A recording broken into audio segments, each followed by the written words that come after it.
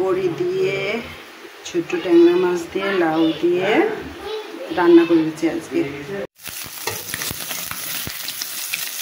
মাছগুলো কেমন কমেন্টে জানাবেন। একেবারে ট্যাংরা মাছ, একেবারে ট্যাংরা মাছ বলছি, অনেক সুন্দর ট্যাংরা মাছগুলো।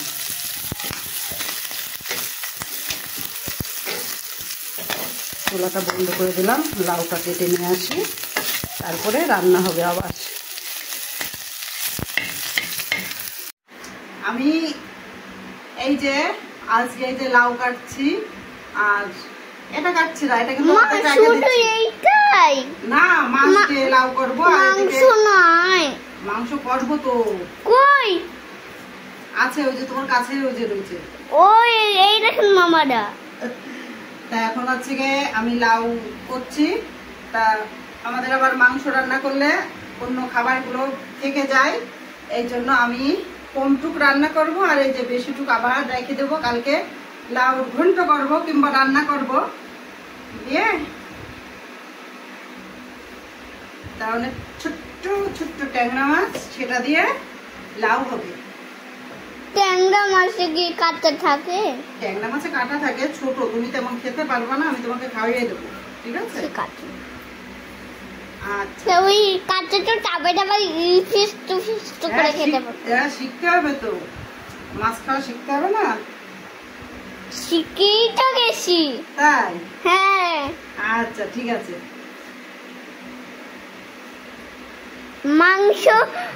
মাংস দিয়ে খাওয়া শিখে গেছি, কিন্তু মাছ দিয়ে খাওয়া শিখি। আচ্ছা ঠিক আছে, আমার হয়ে গেছে। মাছগুলো তুলে নেব এখন, তুলে নিয়ে লাউটা এখন হালকা করে ভেজে নেব। একটু তেল দিয়ে দিলাম,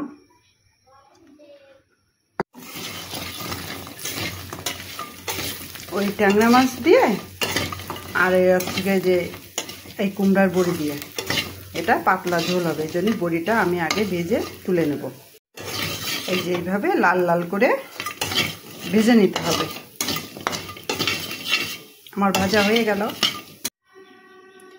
জিরে, কালো জিরে, এখানে পেঁয়াজ, একটু পেঁয়াজ, বেশি না। এই যে হালকা করে ভেজে নিলাম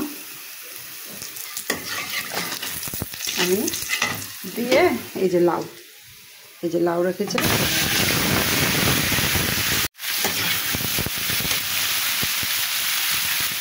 লবণ আর দিব এবার একটু হলুদ, আর দিব থেকে একটু মরিচের গুঁড়া,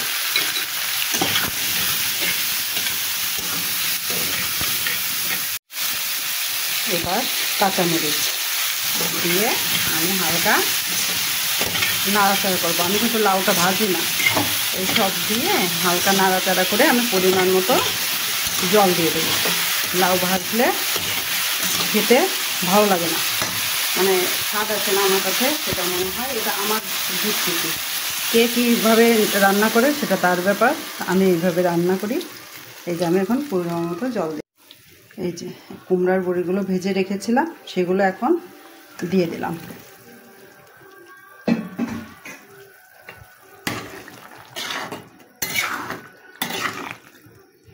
এবার আমি এখানে আমার এই যে ট্যাংরা মাছটা দিয়ে দেব। একেবারে কিন্তু পাতলা ঝোল হবে এরকম। এবার মরিচগুলো তুলে তখন হচ্ছে গিয়ে দেব। এই যে আমার লাউ দিয়ে বড়ি দিয়ে মাছের ঝোল রান্না হয়ে গেল।